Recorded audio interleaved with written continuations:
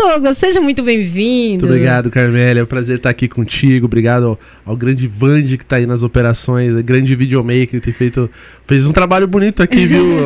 O equipamento aqui, pessoal, tá sensacional, muito bem, tudo muito bem estruturado, feito com muito carinho. Parabéns, é um prazer estar aqui com vocês. Prazer é nosso, né? E obrigado por ter aceitado o nosso convite, sentar à mesa aqui conosco. E nós queremos ouvir a sua história, né, Douglas? Douglas, mas já começa falando pra gente quem é o Douglas. Bom, essa é uma pergunta que eu tento perguntar, faço todo dia, né? Pô, quem sou eu?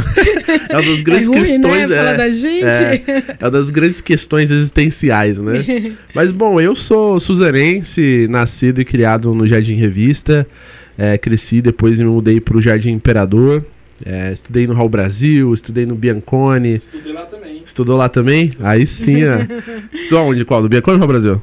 Raul Brasil. Boa. Você tem quantos anos? Tenho 25. Ih, mano, tenho 5 a mais, então a probabilidade de ter se encontrado lá é pequena. Mas, bom, estudei lá no Raul Brasil, estudei também lá no Yolanda Bassi, estudei uns 6 meses no Oswaldo de Oliveira, lá no Jardim Revista.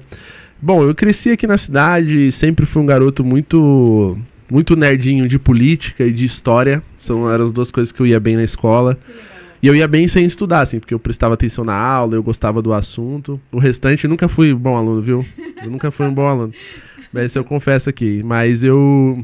e aí sou o primeiro filho do meu pai, eu sou o terceiro filho que minha mãe teve. Ela teve 2, né, no primeiro casamento dela, teve meu irmão e a minha irmã, que são mais velhos, 13 e 11 anos a mais do que eu.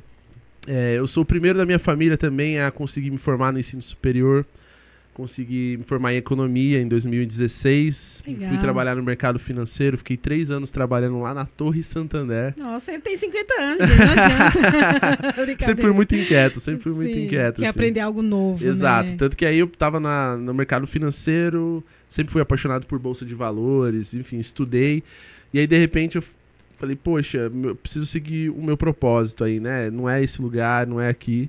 E aí eu pedi demissão e fui ajudar uma construção política aqui na cidade, construir um partido, uma chapa de vereadores do PSD na época. Foi a minha primeira experiência política. Também estava no meu último ano de faculdade, e aí terminei a faculdade. Depois eu fui empreender, então também... Olha, temos um empreendedor aqui também. Sim, com certeza. Fui parte da sociedade do primeiro restaurante mexicano que teve aqui em Suzano. Que maneiro. Tinha uns meninos que faziam lá, eu entrei na sociedade depois, fiquei um tempo. Também, depois disso, eu fui abrir uma empresa de comunicação. Olha. Então, sempre fui muito ligado à comunicação, audiovisual.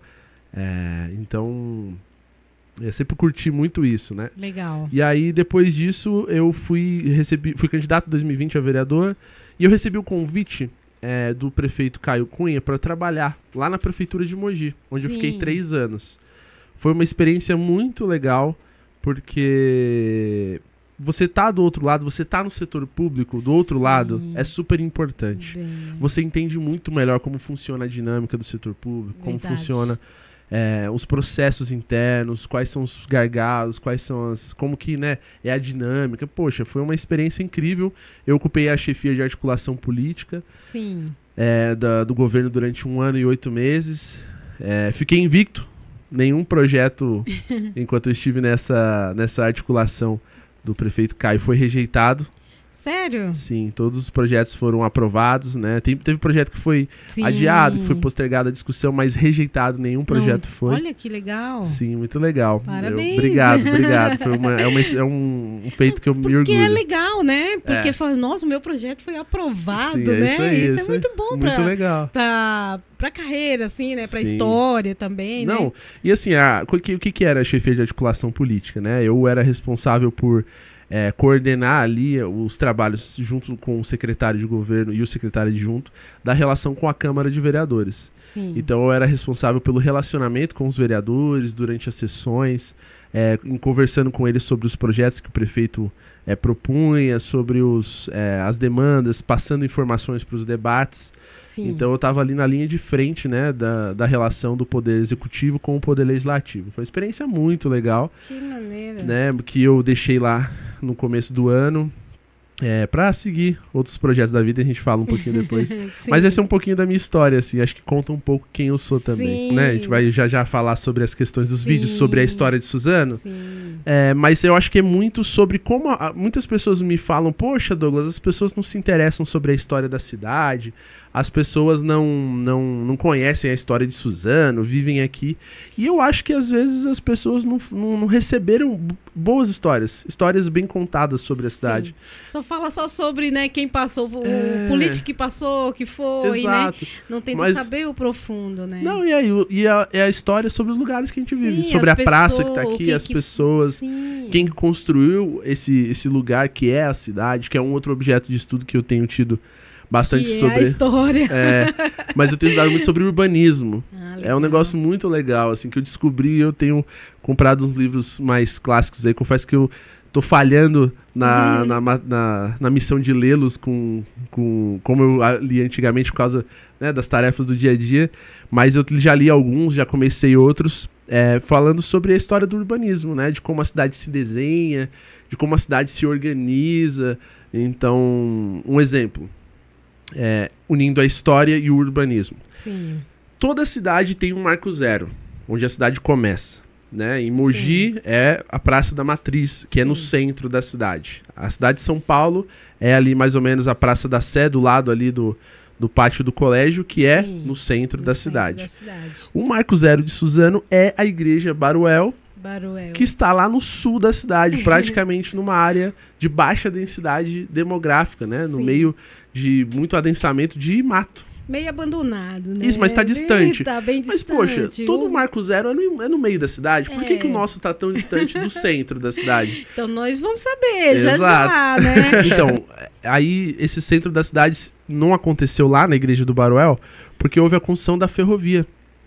A ferrovia que liga São Paulo a Mogi das Cruzes foi construída. E eles fizeram uma parada mais ou menos próxima aqui desse vilarejo, que eles chamavam de Parada da Piedade, por causa que a igreja, que estava mais ou menos perto, né, estava uma certa distância, era da Nossa Senhora da Piedade.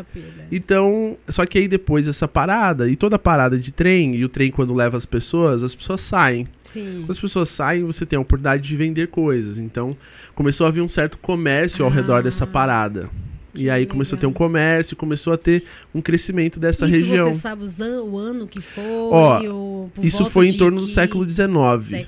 Foi no século XIX, quando a cidade começou a ter esse movimento, né? A construção da ferrovia foi naquele período em que o Barão de Mauá e o Brasil começou a investir muito em ferrovia. Foi a construção se eu não me engano, foi a São Paulo Railway, que era uma empresa paulista de trem, que subiu esse trilho aqui, né, Mogi, São Paulo. E aí houve essa mudança do centro urbano, da igreja ali, daquela comunidade, para mais próximo aqui. Como é referência, né? A estação. E por isso que houve uma urbanização ao redor da estação. Então o centro da cidade é ali onde e não é aí na Igreja do Baruel, por causa da construção da ferrovia, que é posterior à criação da cidade. Interessante, isso eu não sabia. Eu sabia que era o início, como é que você fala mesmo? Marco Zero. O Marco Zero. Eu sabia, né, que era lá no Baruel.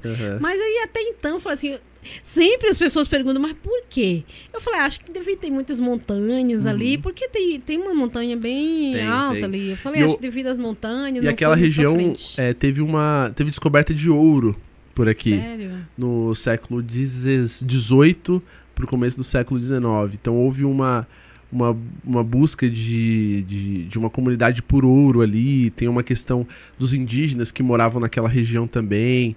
E dessa disputa. Por isso começou a ter o pessoal começou a vir para cá. Entendeu? E ali chama Baruel, porque é um dos vídeos que eu faço, inclusive, né? Sim. Que é a história do porquê chama Baruel. Houve ali a concessão das terras a um cara chamado Antônio Baruel. Antônio Baruel. O Antônio Baruel, ele era bisneto ou tataraneto, se eu não me engano, de um cara chamado Henrique Baruel. O Henrique Baruel tinha uma história muito peculiar, que ele era, na verdade, o Henry Barrel. Nossa! Ele era inglês. Que legal! E ele era um pirata. E ele se constituiu aqui em São Paulo depois de sofrer de um navio dele naufragar na guerra da frota de um pirata muito famoso chamado Thomas Cavendish, Isso aí é que ele família. veio bombardear aqui, né, e saquear a costa brasileira, tanto que ele, até Recife, ele ficou, se eu não me engano, alguns dias com a cidade de refém pra saquear a cidade, tirar todas as riquezas, o ouro de lá, e ele veio descendo. Quando ele chega em Santos, a armada de Santos consegue naufragar um dos navios dele, e aí 2 piratas ficam pra trás. Um deles era o Harry Barrel. E aí um foi preso, né? Os 2 foram presos.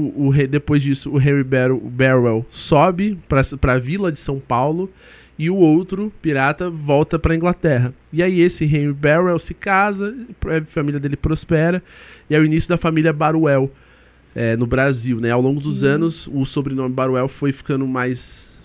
não foi tão popularizado. Mas é uma família de tradição muito rica. E aí o tataraneto dele recebe essas terras daqui. Que legal. E aí fica como a região do Baruel.